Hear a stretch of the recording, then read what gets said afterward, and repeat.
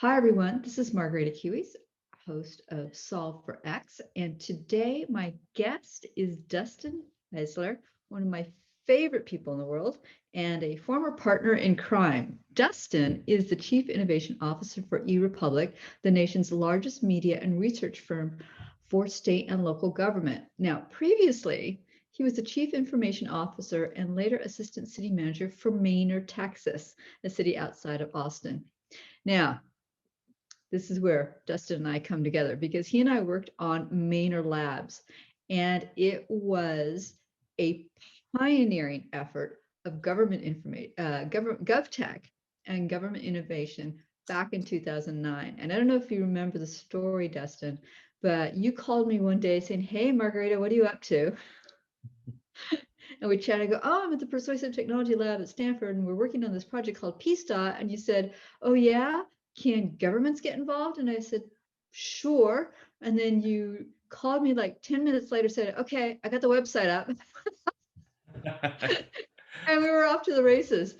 But I met you at South by Southwest earlier that Yep. year because we were both working on QR codes and we were on the QR codes panel together. And I was really curious about how you were using QR codes in Manor, right?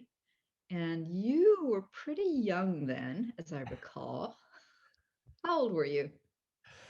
Oh gosh, man. I think I was 19, 20. Teen? Yeah. Yeah. Yeah, I think you were about 19 when I met you at South by Southwest. I was just so impressed. And then the next day, Phil Taylor came out to pick me up, to take me out to Manor, and we're like, "Where are we going?" And then we arrive and I go, "Are we there yet?" And then you give me the grand tour of Manor and all the things you were doing. Yeah. So Seems like just you, yesterday. I know, but you were pioneering the use of QR codes in municipalities, and you were looking for ways to communicate what local government was doing to it for its citizens, right? So part of it was this effort at transparency. And I also remember that you were doing a lot of innovation and experimentation because Manor is a very small town. Can you tell Yep. us a little bit about Manor? Yeah. So Manor is a small community on the outskirts of Austin. It's grown significantly even since I left the city.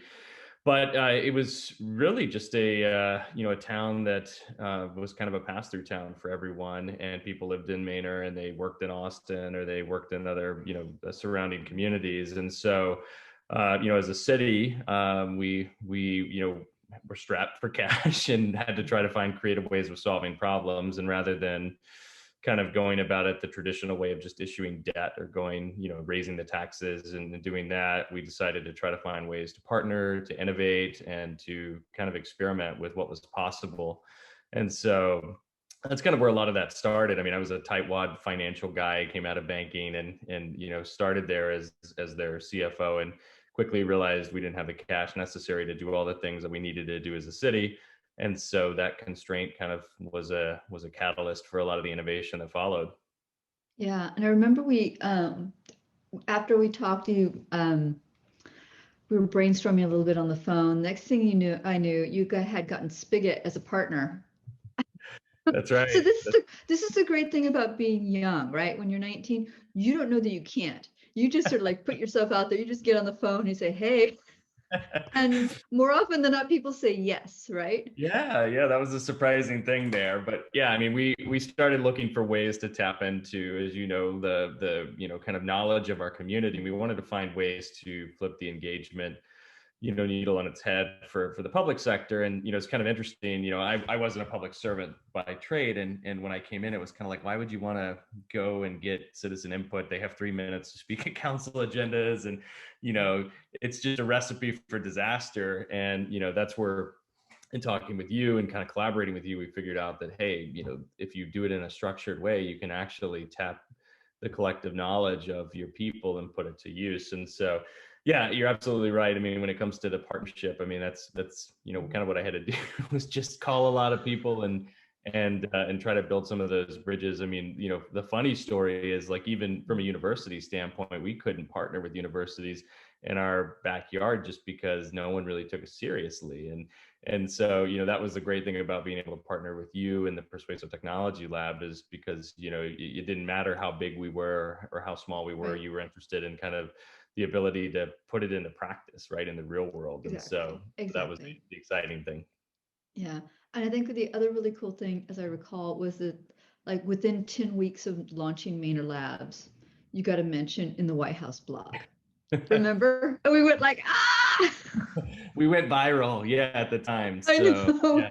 It was kind of crazy because everyone's going like, I mean, people were looking to New York and Boston and San yeah. Francisco and really, big cities to take on this government innovation. And then there's this itty bitty little town in Texas.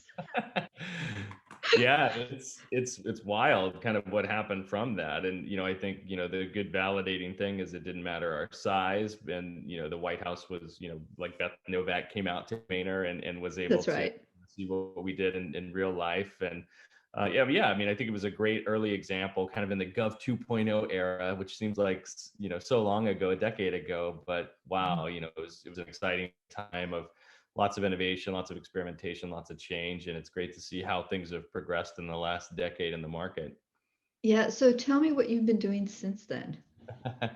Where to start? So Mm. when I left Manor, I went to Spigot and ran government innovation for them, and so was able to kind of take my learnings in that small town and apply it to much larger customers like New York City and in Bogota, Colombia, and really all over the world. So I had a lot of fun working with Paul Plushcal and team at Spigot, and really pushing the Mhm. envelope with what was possible from a government innovation standpoint.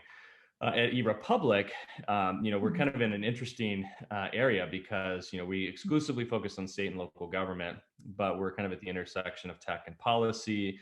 And I work with large companies, small companies, large government, small government, and really it's about kind of making a way to catalyze innovation on a more regular basis to catalyze those creative collisions that we had in the past. And so my job is really to help look around the corner, both for industry and for government, and to help look at some of those trends, some of those changes, diffuse them to the market, help government better use emerging technology, find ideas that are worth sharing, really try to push the envelope that way into where the Mhm. future is heading. So I kind of get to wear multiple hats in that regard, but it's been, Yeah. a ton of fun. We're looking at just this market. I mean, as 10 years ago, if you tried to build a startup and government was your primary customer, people would look at you like you were insane. I mean, they would honestly Yeah. tell you that government is an industry and education was an industry that you shouldn't focus on because of all of these different myths, like it takes too long to do procurements, they're too bureaucratic, they're not open for that kind of change. And in reality, so much has shifted and so much has changed, and those myths have all been dispelled. And now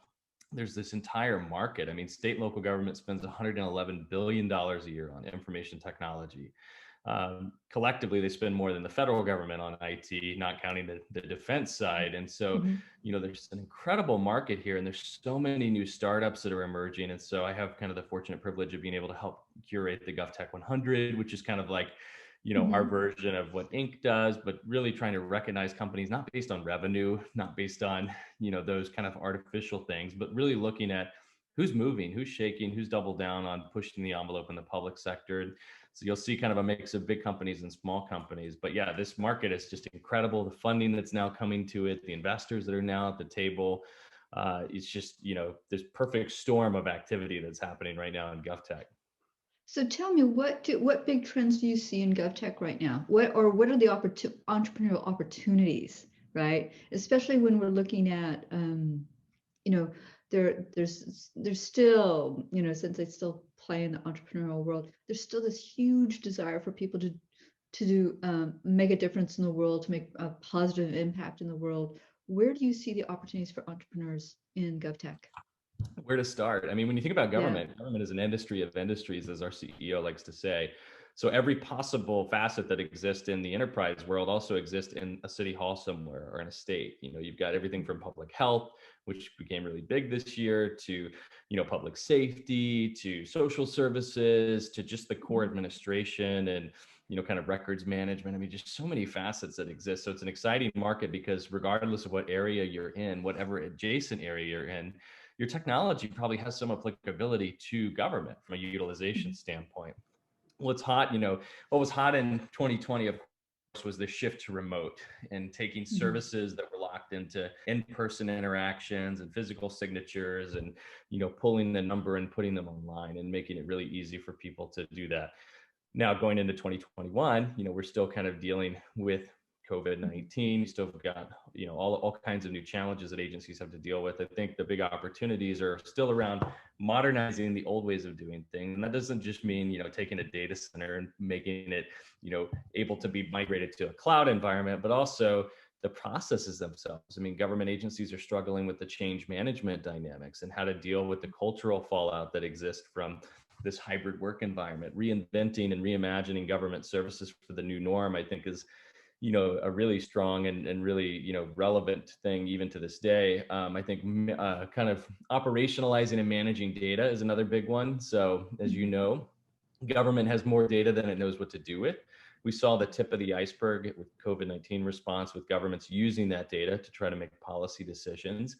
But I think that's really just a warm-up act for what's possible. I mean, think about all the other data that we have outside of the case counts and hospital counts and everything else, and what we could do with that if we actually applied it to really use data-informed decisions and, not just have some fancy dashboard hanging in the mayor's office, but actually use the data to drive better outcomes for the public. And so I think there's a lot of opportunity there as well, but we do have, still challenges. Like connectivity is big, right? We saw firsthand connectivity was a major challenge, especially in rural cities.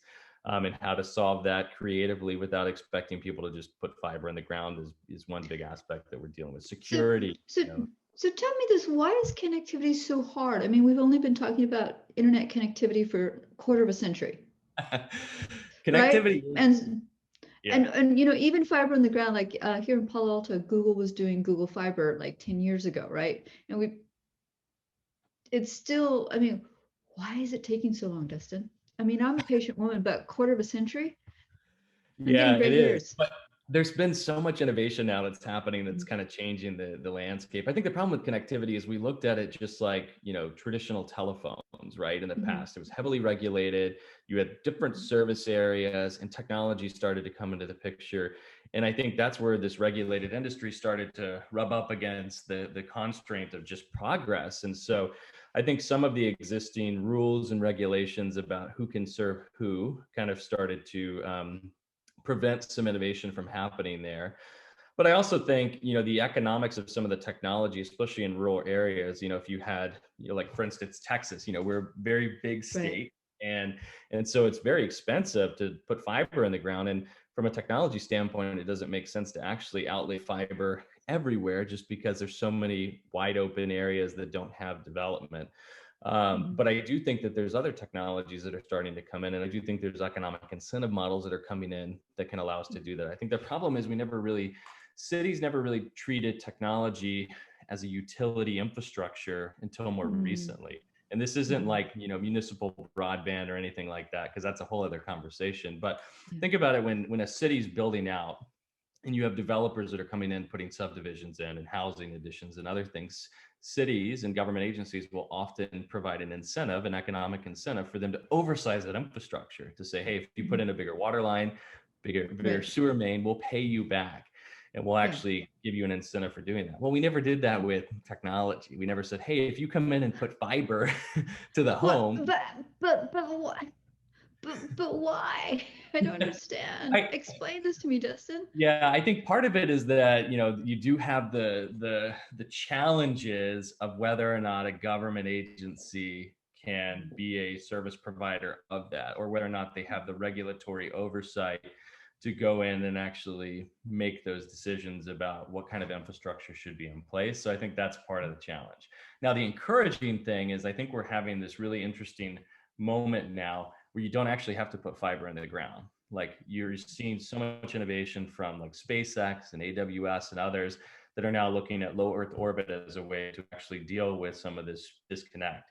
I think it's still going to Mhm. require a significant amount of capital investment on the ground. And Yeah. so, our hope and our expectation with the new administration is that there's going to be a lot more money outlaid to do this level of investment. I mean, we already saw the FCC put, I think it was like $864 million to SpaceX to do rural, broadband and do some of those things. It's going to take a lot Mhm. more than that, but I think it's a start. And so I think the Yeah. conversation is shifting. The good news is now we're not all approaching broadband the same way that we were in the past, because it was always like Mhm. fiber. I got to put fiber in the ground. I got to have fiber to Mhm. home. I got to do all that. And that's great, but it's not realistic, right? So how do we Mhm. leverage new technologies to help bridge some of these gaps that exist, and how do we kind of leapfrog maybe some of these existing ways of doing things into new mediums? Like you look at it like Mhm. analog phone lines and VoIP, right? Yeah. Lots of rural areas overseas didn't even do analog phone lines. They just went straight to VoIP and they started using Mhm. the internet as a basis for their phones. So I think we're Yeah. kind of in that same moment for rural America. There's still a lot that has to change. And I think it's going to require, some federal involvement as well from the FCC. They're going to have to decide the role that state and local government will play long term. And that Mhm. seems to be a flip flop game every administration. And then, the cities are going to have to figure out a way to also help economically incentivize that infrastructure to be put in as well. Okay, so two questions come to mind. One is if you're an entrepreneur, how would you tackle that problem and how would you get started? Given that in my mind, okay, you're saying that procurement Yep. and everything is a lot easier than it used to be, and I'm going like, oh yeah. Um, Yeah, I mean, when it comes to like startups, I mean, now is a great Mhm. time to experiment. And you have tons of technologies. Like you actually have companies that have emerged in the space to help government experiment. Like there's a company Yeah. called Urban Leap, which just manages pilots. They're now getting into procurements for agencies. And so if you're a city like Las Vegas and you've got lots of different pilots, now you've got a software product to kind of help manage that process and to help you Mhm. understand what's working, what's not working, what's doing that. And so I think it's a great time to go out and test and to experiment and to partner with agencies. And government is also now, they have the mindset where they want to find ways to solve these problems and they know they can't do it Mhm. all themselves. So we saw that, at the height of COVID, right?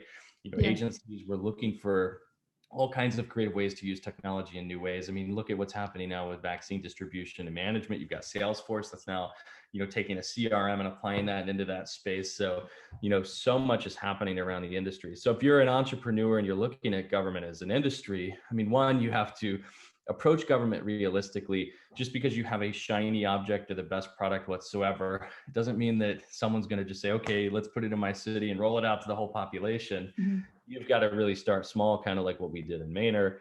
And you also have to have something that solves a mission critical problem of government, because Mhm. government has more problems now more than ever. And it's a priority game, because there's not enough funding in order Mhm. to solve all these. I mean, we just saw the new, stimulus package that was passed. Mhm.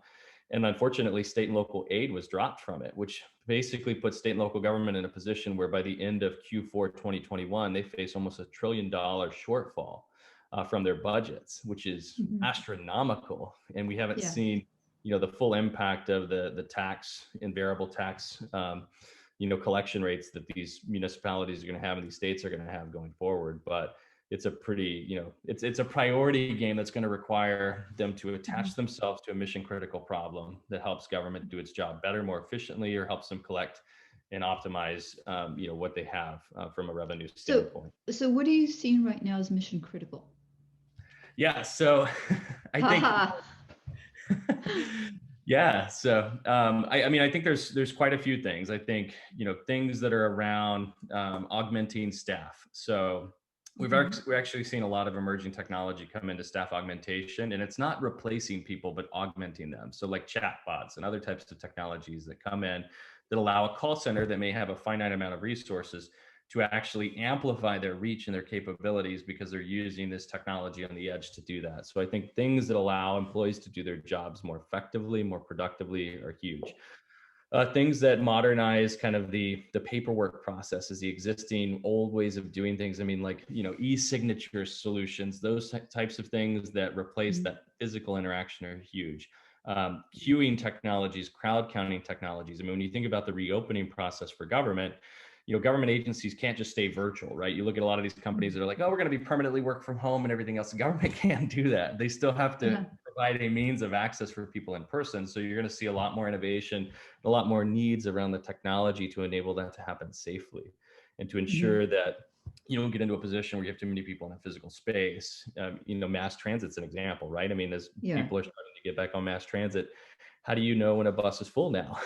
And how do you know Right. to queue another bus into the system? So that's huge.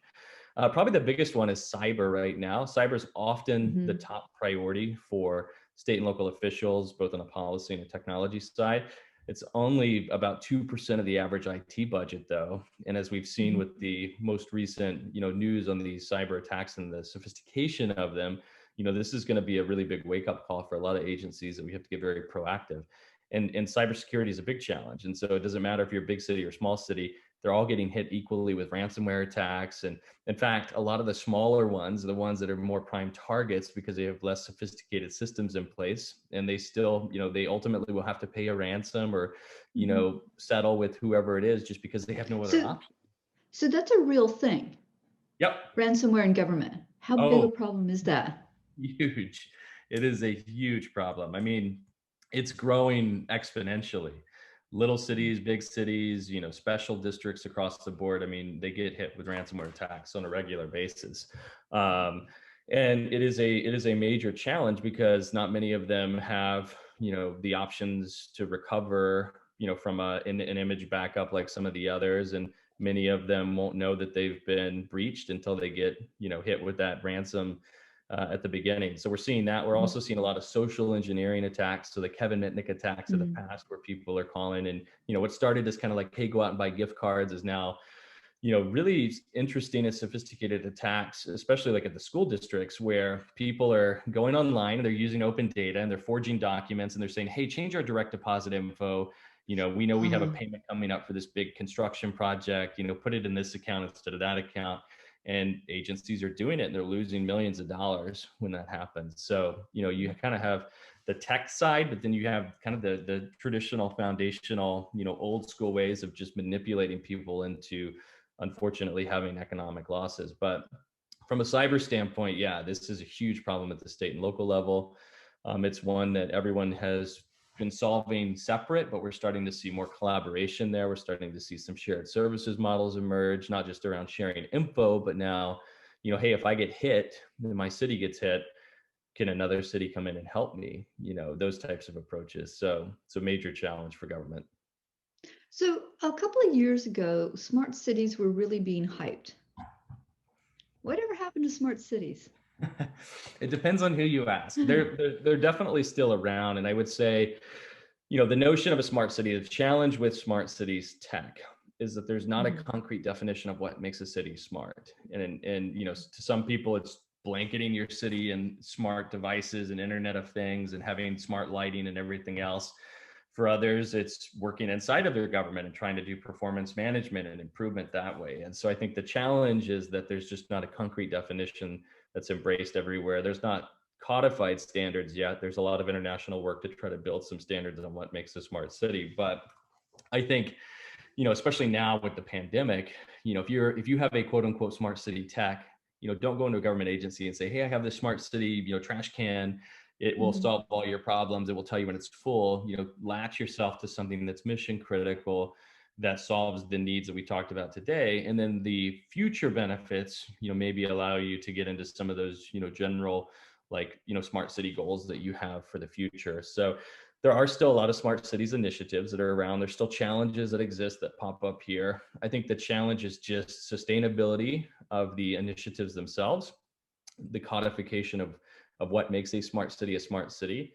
Even just benchmarks on measuring them. And there's been a lot of initiatives and there's a lot of great organizations that are out there that are trying to tackle this. But I would say, there's not a concrete definition of what that is, and everyone approaches it in a very fragmented way. I mean, I spent a month in China last year actually studying just that, the smart cities front, to try to compare their approach to smart cities to the US. And what I found is that we're very similar in the same regard that no one actually has a quote unquote smart city as I would define it. Everyone's got Mhm. pieces of what makes a city smarter. And they normally start with like transportation and then they'll get into like lighting and other things, but they have small pieces of a much bigger pie. And I think the challenge for us collectively and for those entrepreneurs that are listening in is to figure out how to build a foundation for smart cities where you can connect all of these different disparate initiatives together to actually realize some value from it, as Mhm. opposed to having 15 separate smart cities pilots that don't Right. talk, that don't build on each other. Right. And it seems to me that I was talking to the city manager from the city of Wellington in New Zealand a few years ago. He was at the Digital Cities Conference here at Stanford. And it was the whole thing was on smart cities. And he came up and he spoke and he said, you know what? We changed the city of Wellington from one where you work and you leave to you stay and you play. They really wanted to make it a livable city. And he said, no one in their city was prioritizing a solar powered street. What they want is that, like, we want parks, we want trees, we want wide sidewalks so that way our children can ride their bikes, or we can push a stroller, or so the what the citizens wanted wasn't anything smart. Yeah. Actually, it was really about the quality of life, and it was more nature. It wasn't tech. And so he said, so they oriented their city toward the priorities that the citizens laid out, and they transformed it to a city where people stayed and played. Yeah, I mean, that's a huge theme that we're seeing is around focusing on the experience of government versus the use cases of government. So like, Mhm. even in the pandemic, right? I mean, people went to the closest government agency to them that they knew. They went to their website to try to find information, and they didn't care who it was or what their function was or anything else. They just wanted information. And so you Right. saw that coordinated response. But like, in the US, you've got 90,000 local government entities that exist, 19,000 cities, 38,000 special districts. I mean, the numbers just add up. And, taking a step back from that, does it make sense for each one of them to have a mobile app? Does it make sense for each one of them to have a dedicated website? Does it make sense for each one to have a separate payment portal with a separate login? So I've got to use something for DMV, something for my city.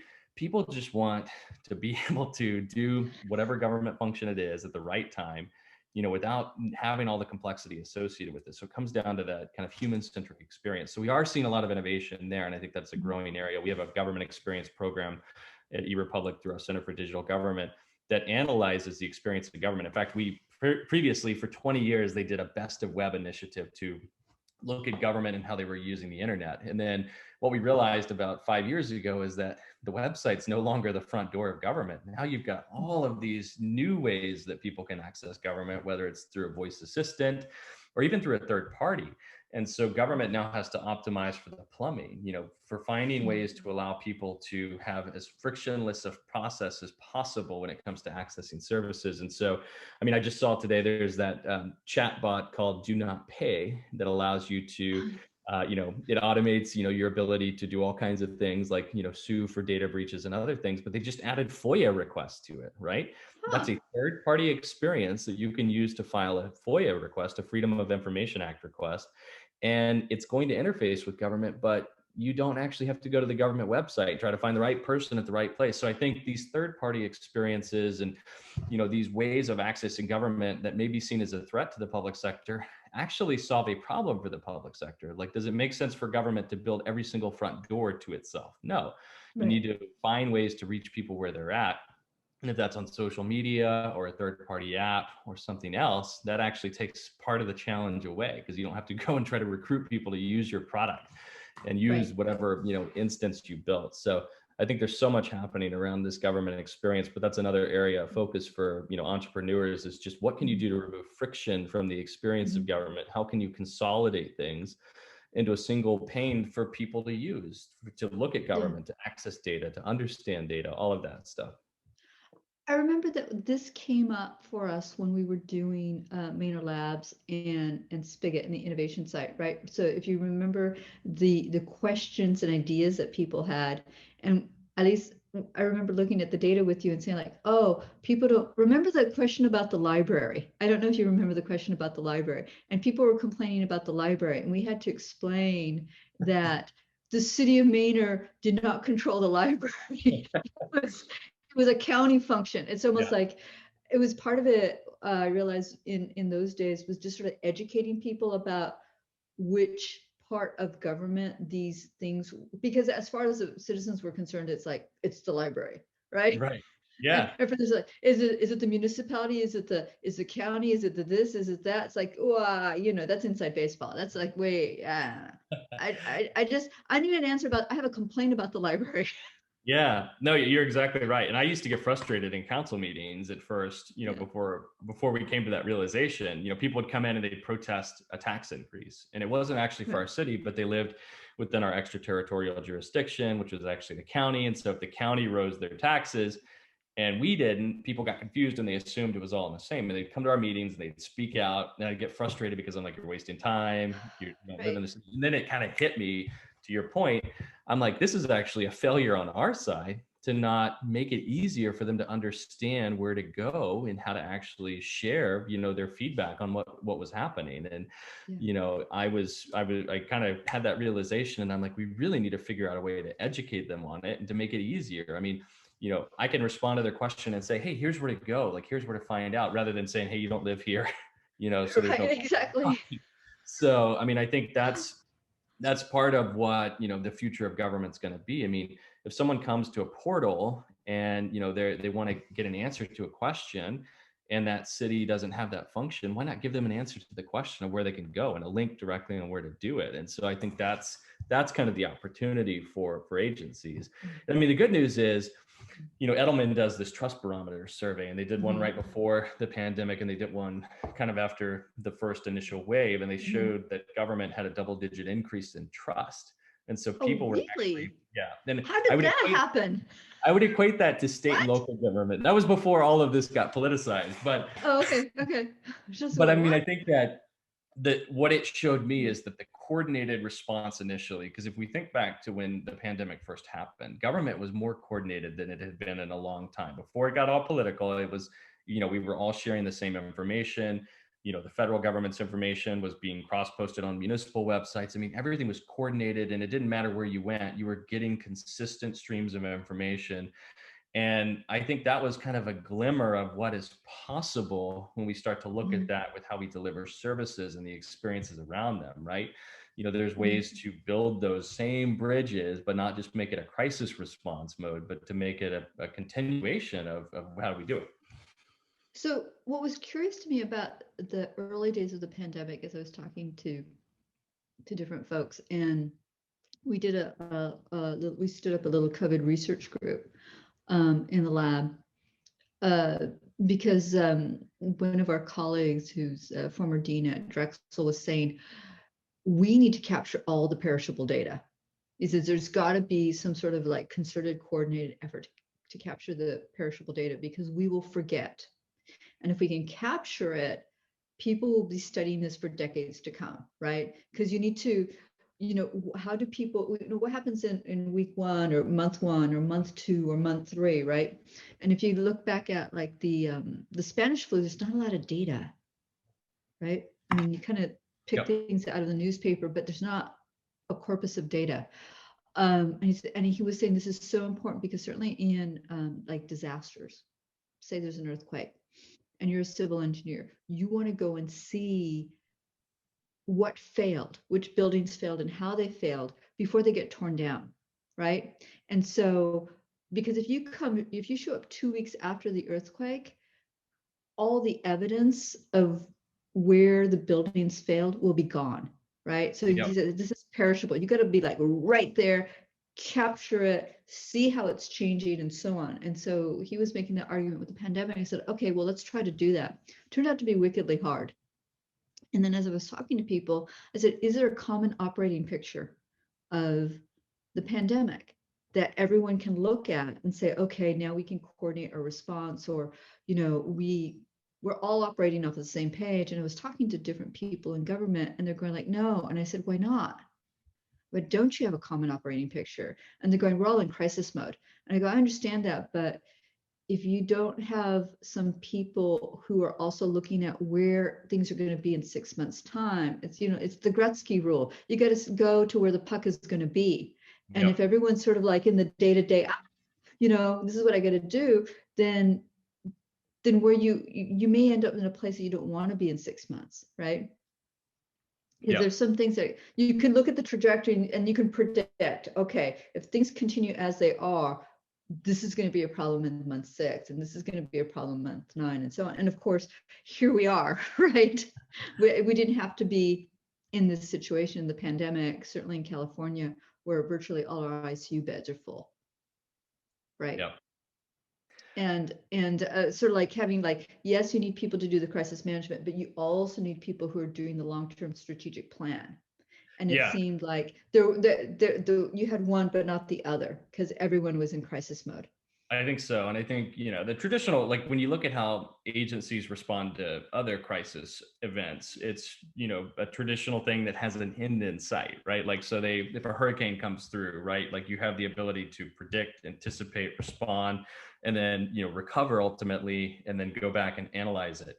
I think what this presented was, kind of the first disaster situation that simultaneously impacted every city across the country, regardless of, their size or their proximity to water or to, natural disasters. And they don't have an end in sight, and it's difficult for them to anticipate. But I think to your point, the data is going to be really important. I actually think this also creates an opportunity to reimagine the kind of operating model for government. The common thread that we hear from enterprise companies as well as government CIOs is that I did 3 months worth or 3 years worth of work in 3 months, right? Like I had to do all of this transformation. I did it really rapidly, and it was amazing to see the level of innovation, the progress that happened. And my response to that is often that, that's great, but this is also your new operating model. So regardless of what happens with the pandemic and, when it does eventually get under control, I think this will be the new norm of how we have to operate. Government agencies are going to have to be more adaptive, more nimble, and more able to respond to anything now because the public's expectations are higher than ever on them. And I think that was the thing that was evident with the Edelman thing. An increase in trust is also an increase in expectation. And they're going to have a higher set of expectations on what government agencies are able to do with whatever comes next, whether it's a social, thing, whether it's a disaster, whether it's just behavioral shifts. I mean, this pandemic had encompassed so much, in one thing, from a public health crisis to shifting behaviors, to actually shifting the way that work is done, to validating remote work. I mean, all of these different dynamics have happened. And so, people keep saying, oh, well, the new norm is going to come out and this is what it's going to be like. And it's like the new norm is a moving target now. And, I think this is just one accelerant that is basically going to put agencies in a position where they can no longer just wait for the private sector to figure it out. They can't just wait for, it to become a mainstream theme. It's something that they're going to have to anticipate too, and they're going to have to start to think like futurists and really try to anticipate, predict, plan, and ultimately experiment their way through some failures in order to get to where they need to be. Yeah, I was a part of a futures group in March, and we were putting down, what are we seeing? What do we think is going to happen? I was one of 2 women. It was mostly guys. And it was interesting to see because nobody put down in March that educators would retire. They would rather retire than teach in the classroom for fear of their health. Right. Yeah. And they didn't think about, the potential brain drain in education, whether it's primary or higher ed. And certainly the conversations in terms of different boards that I was on in August and September was like a lot of teachers just didn't want to go back. Because it turns out when you look at the demographics of teachers in this country, they tend to be older. Right? They've been teaching for 25 years. They're like in their 50s, late 50s. They pre-existing conditions, so on and so forth. And they're going like, I don't know about this. and a lot of teachers were retiring. They were just saying like, or I'm just going to step away. I'm not willing to put myself at risk. We didn't anticipate that. And there was also a lot of talk about, oh, we're finally going to do online education. It's going to be great and it's going to be fabulous. And let me tell you, nobody likes online education. No, you're exactly right. So this utopia, this is going to be great, and colleges are going to be radically changed. And I had a co-op of 30 students from an East Coast university, and they were just all going like, oh my God, this is awful. And the professors I were interacting with is like, oh my God, this is awful. Like everyone was finding Zoom classrooms to be exhausting. And it just didn't, um, they weren't learning as much. And it turns out that for higher ed isn't just the class. If it was just like classroom learning, then everyone would be on Coursera, right? Yep. But it's about the social emotional learning. It's about the opportunities of leadership in terms of different student activities and groups and clubs. And it's not just the curriculum is part of the education, but it's not the entirety of the education. And when you Yep. strip that all out, all of a sudden this seems really not enough. Yeah. Yeah, Yeah. no, I totally agree. And I think, I was kind of hoping, selfishly with kids that are doing the virtual learning that someone would figure it out over the summer and things would be better. And it didn't happen. And I think the problem is we just tried to take what we do and what we know and apply it to a digital model. And the same thing happened Right. with like government services, right? It was just a lift Yeah. and a shift and the expectation that it was just going to work. We'll just do it virtually. And I think we haven't taken a time to reevaluate and reimagine, how those should look. And I mean, part of the research that I've been doing now actually isn't just on like the impact of the pandemic, but the impact on the behavioral shifts that have happened from consumers. So like, what are they Yeah. using? What are they downloading? I mean, we saw really interesting shifts, before the pandemic, mobile was everything, as we saw, right? Everyone Right. was consuming information. They'd be on a bus, they'd do that. Now, large screen usage has gone up. Like the Mm-hmm. way we experience and interact with information has shifted, where now we expect bigger real estate. We want more Mm-hmm. immersive experiences. And we're still creating content for a mobile world that's not Yeah. mobile anymore, tiny screen. And so I think that we have to kind of reimagine everything now and really look at, how to adapt it, how to optimize it. And it's an ongoing thing. And it's something that, these behavioral shifts are going to continue to happen. And, even after this pandemic is under control, I think that, we were on an exponential curve for technology, and behaviors followed pretty quickly behind that. But I think now they're very much in line. And if not doubly exponential, things are changing so rapidly, expectations are changing. There's going to be something that emerges out of this. And so I think for the entrepreneurs that are out there, don't look at how things are structured today or how they were structured before the pandemic and try to create a digital version of it. No one wants that. And as we know, it's not sustainable. Use this as an opportunity to reimagine what things could be and what they should look like, and how technology can be applied in an experiential way to, whether it's educate someone, whether it's solve a government problem, whatever it might be. I think that's the opportunity. And for agencies, I mean, now's the opportunity to really rethink how you plan. I mean, look at how we plan transportation infrastructure, right? We lay down things, on the road to count cars, we do things, but Yeah. where do we factor in e-commerce and self-driving vehicles and all of Mm-hmm. these different converging themes and the impact that's going to have on our underlying transportation infrastructure? We're building infrastructure and we're building services using planning models that were created for a very different world. And so I think Yeah. everything now has changed, both from a private sector standpoint, but also for the public sector. And so the rules of how you do this, I think, are being written today. And so it's an opportunity to kind of question everything and Mm-hmm. experiment a lot. I mean, I was just talking to a friend of mine, Mitch Weiss. He wrote a book called We the Possibility. And that's kind of the point that he makes was, we have to move from a probability government to a possibility government, and look at experimentation and failures as a part of the process, right? And we have to find ways to move into this area that we can't Mm-hmm. define today. So how do we create a government with an experimental mindset, right? Given that they're so process oriented, it's like, but my day-to-day business is working with the citizens, and many cities, have barely enough staff, right? So Yep. where do they find the headroom to say we're going to be creative, we're going to experiment, and knowing, as you and I well know, a lot of the experiments don't work, Right. right? Right. Most things don't work. That's just kind of the name of the game. But you do learn from those failures to go like, okay, Right. so this failed behaviorally, or this failed technologically, or this failed economically. I mean, but you need to figure out what those variables are, and then take all that information to inform you about how to go forward, right? Um, what Yeah. if you're a young person, and you want to go and you want to help reinvent government, what would you suggest as a path in? How would you design your career to do that? That's a good question. I mean, one, I would say, first of all, don't believe all of the myths that you hear about the public sector not being a place for it. Because I think, as our past has proven, you can do some amazing things. There's so many amazing public sector innovators that are out there, whether it's, through New Urban Mechanics or the San Francisco Mayor's Office of Civic Innovation. I mean, there's just so much innovation that's happening across the country, even in like transportation agencies like LA Metro. I have a good friend that's CIO there that's doing incredible work.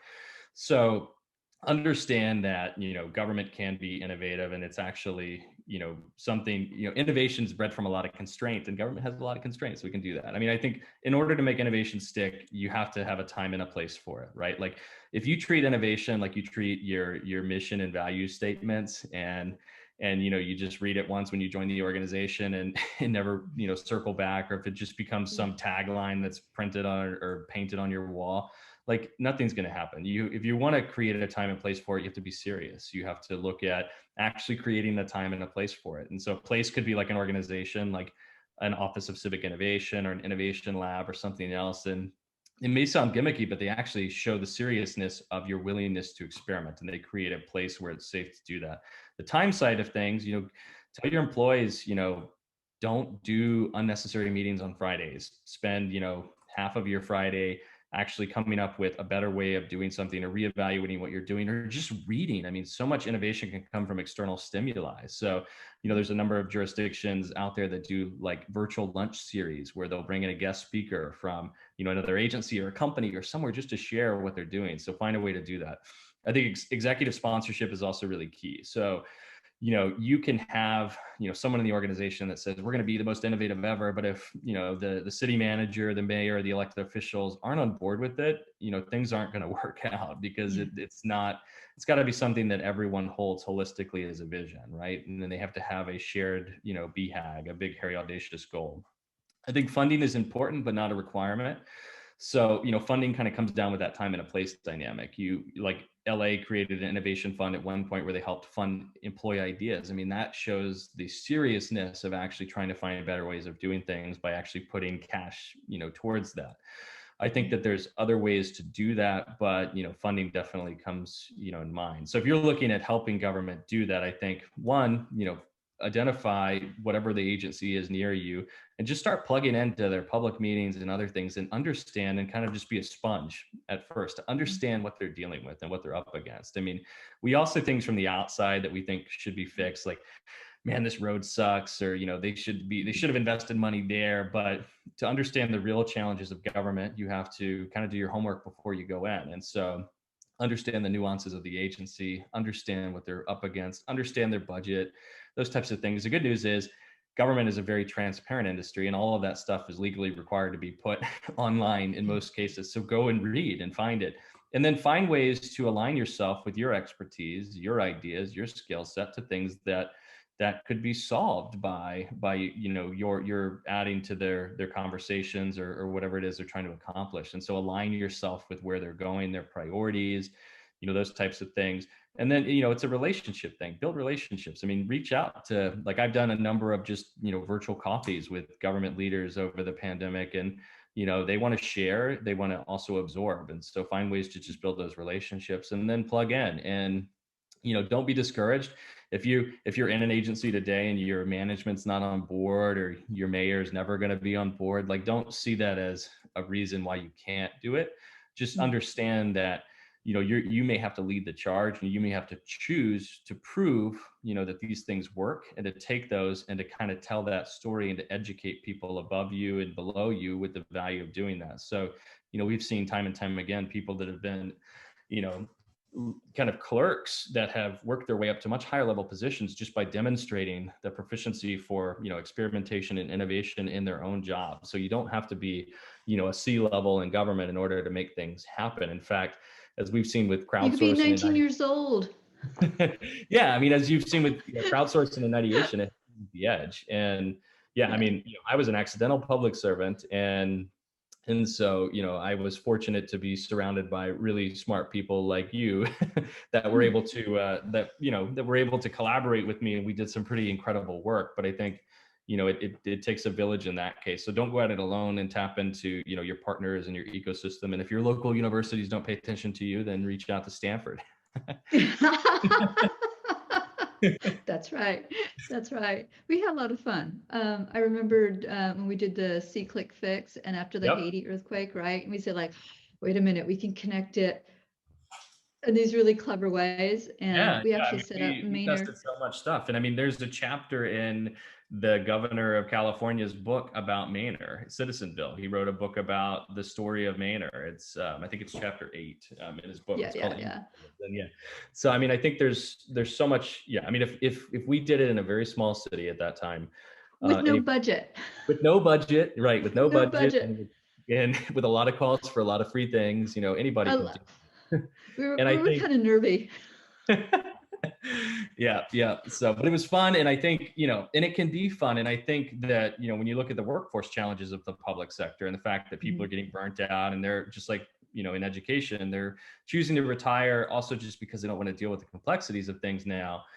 This can be a great way to empower people to stick around and to share all of the experience they've gathered over the years, to diffuse that within the organization, to, take on kind of a new role and to push that forward. And so I think, innovation when done right isn't one person's job. It's everyone's job. And it's something that should be empowering to everybody, regardless of where they're at in the organization and regardless of what their background is. So I think there's so much So, opportunity. so I have a question for you, Dustin. So I've been doing the deep dive on venture studios. I'm on the board of one, and I was just so intrigued. So I've been looking, and I've got my co-op interns just doing, as I said, like, give me the map of all the venture studios and all the niches that they're in, because they're hyper specialized. Have you seen any venture studios focused around government and government needs, There's government as a customer? Yeah, there's quite a few funds that are focused on GovTech. Not necessarily the studio model around it, but I mean, you're seeing like there's the GovTech fund, which isn't affiliated with our GovTech, but a close partner that invests just in companies focused on state and local government. There's a GovTech accelerator called CivStart that takes on companies, and they focus on helping them have the infrastructure necessary to scale. I mean, eRepublic is a venture arm as well, where we look at early stage companies and we try to help catalyze them in the market and help them, move the needle of public sector innovation. So you're starting to see more specialization on GovTech from a kind of investment standpoint and also an underlying infrastructure standpoint. So that's super encouraging, because 5 years ago, I mean, even like when we did our first GovTech 100, I mean, people were like, what? People are focusing on, state and local government as their primary customer. Like, why would you do that? And, and be a startup? Like, why would you build a company there? But now, we're seeing so much incredible work. Our new GovTech 100 drops in January, early January. So 100 more companies that we put online at govtech.com/100. And it's not a pay to play model. No one has to write us a check for any of that stuff. It's just companies that have been curated by the market that are moving the needle. I mean, there's a company called BioBot Analytics that analyzes sewage. They were using that to fight the opioid epidemic. They pivoted during the pandemic to really look at how do we analyze where the COVID hotspots are, leveraging the same database. I mean, just like incredible work and science and other things that are just happening with all these companies. So sounds exciting. So yeah, I was thinking like, oh gosh, if we had a venture studio and then came up with our own ideas for government innovation, just and then having like a group of state or local governments, pay in, and then because we want to be the customer.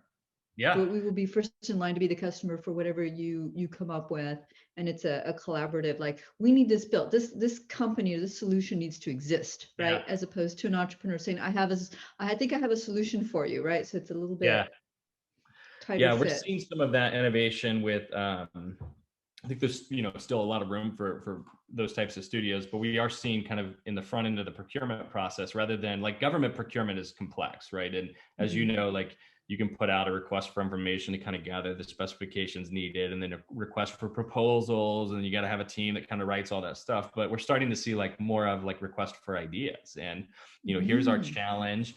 How do we, like, what are some creative ways of solving this? How should we look at that? So you've got, like whether it's Urban Leap or City Mart or others like the Atlas in the space that are all trying to understand, quantify, like Marketplace.city, like how do we solve these types of challenges that are out there that we may not have the answers to, and that we may not even be able to go to procurement on yet because we don't know what we don't know. So I think Mm. there's a lot of opportunity for that. And the good news about government too is if you do solve a problem for one jurisdiction and you plug in, I mean, there's a lot of shared challenges that exist as we saw, right? And it doesn't mean that it's instantaneously portable to other communities, but I think if you understand the bigger picture of the dynamics that are happening in the market, you want to find a problem that's shared. Like we know cybersecurity is shared. It doesn't matter who you are, you're getting hit the same. So find things like that you can leverage that experimentation, that early success, and then scale it and focus on scale, because it can be very easy to customize something for one jurisdiction, and it becomes very, very difficult to apply that to another if it's Yeah. just built for them. And so I think there's so much opportunity in this space right now. Governments, they have a lot of needs, but they also are really hungry for solutions and innovations and new ways of doing things. So it's a great time to either be a public servant or to be building a company around the space. One last question. So, climate change. So the pandemic has sort of pushed climate change off of the headlines, but that's still a big problem. Yep. What do you see government doing to address that, or what kind of help do they need to address that? Yeah. Because I'm I get aside the peace, love, and happiness here. It's like there's also sort of conflict, climate refugees, migration, Yeah. disruptions that are going to occur, and that will if we aren't proactive about it, it will be reactionary, right? And Yep. it may take us to a place where we don't want to go. So how do we proactively imagine um, sort of a pro-social, lower the potential for conflict as these challenges come up? Yeah, I think it's a great question. And I mean, the encouraging thing is many state and local governments, stepped up and kind of put in place sustainability and climate change type regulations to really work on, having some type of a structure from a regulatory standpoint to hold themselves accountable if a state or federal agency wasn't going to do so. So I think, there's the regulatory side of things, there's the policy side of things when it kind of comes down into encouraging how to deal with those types of situations and the types of development that you want to look for. Same type of economic incentive for the right types of things as well, I think are really important. And then I think there's a lot more on, like, when you look at resiliency, right? We've seen a number of different programs that have been built around resiliency, and that often is just bucketed with disaster recovery and preparedness, but it's not Yeah. just that. And so climate change has started to work its way into that as well, as we think about global resiliency and the role that government will play in that process and what we need to have.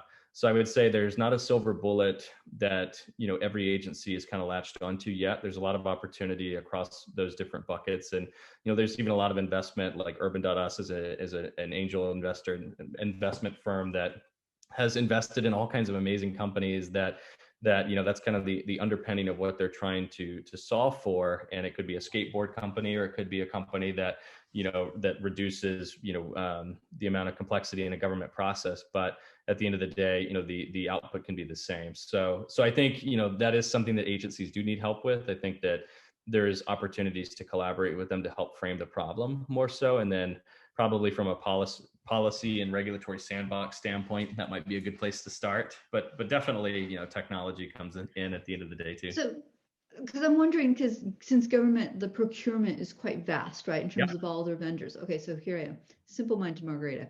I'm going like, what if in procurement you needed to show the carbon footprint of the thing that you were providing? Yeah. And then all So of a sudden you're looking at vendors and I've got vendor A and I've got vendor B, and it's the same thing. I love my iPods, my AirPods, by the way. I got the super ones and the little you screwy don't have to ones. even recharge. You just put in a new pair. Right. And exactly. That's what I did. I'm going, and I go, okay, I can buy this one, or I can buy this one, but this one has a significantly lower carbon footprint than this one. Otherwise they're identical. I think I'm going to buy Yep. this one. Right. So we have seen some innovation there from a procurement standpoint where they do evaluate those levels of detail. The problem is it's still not widespread from an adoption standpoint, but definitely some progressive agencies that have done that. We've seen the same types of things around data standardization and other things. So, I mean, if you want to standardize something in government, you're going to have to look at policy change probably on the procurement side so that you can ensure that the vendors, have that as a component of how they do business with government. So I think that is a really good way to go about it, but one that agencies need some help on. And they need to understand also, it's kind of this balancing act, right? Like they want to put those in place to ensure that those types of objectives are met, but they also don't want to disqualify, a little company that hasn't been able to quantify, that what that is. Same thing like from an insurance standpoint, right? Like, Right. you require that they have $100 million liability insurance policy, but then that would disqualify, the vast Right. majority of little companies Right. that are out there. So, So, but the trick is that what I find interesting about procurement and RFPs is it's a market signal. It's a yep. market signal to entrepreneurs saying like, oh, you need this feature, right? And all the competition doesn't have that. And all I have to do is meet what the competition does and add this feature, Yeah. and I think, yeah, you're and exactly I right. think that can like spur a level of innovation where people are going like, oh, this is something the market values. So I'm providing this, I'm providing an app to government, and there are three other competitors, but I can say that my data center, the way I've coded this app, uses less energy. Yep. They're going like, Yeah. yeah, it's sort of like Energy Star on your technology, right? Yeah. Okay, you have Salesforce and you have SAP, and you're going like, oh, but Salesforce is Energy Star certified. This one uses this much electricity a year. Yeah, no, I like that. I mean, I think we are going to see that level, especially as you look at standardizing, procurements and awards and those types of things, just understanding the true cost of these things and the long-term cost of them and making that transparent, I think will be, Yeah. super important as we go forward. And I mean, I think, RFPs are a really good market signal, but there's also a lot of opportunity to educate government on market signals that they may not be seeing from the private sector that will influence them. So like, Mm. LA Metro, for example, has an unsolicited proposal mechanism where you can actually make proposals of them and you can share and Oh, educate them on better ways of doing things. So I think there's also some opportunity, not just to come in and say, hey, use this AI and it's going to make your life better, but that we call the shiny object syndrome. I think there's a way to right. also, if you recognize a challenge and you understand it and you understand the dynamics of the jurisdictions that you're talking to, it's perfectly fine to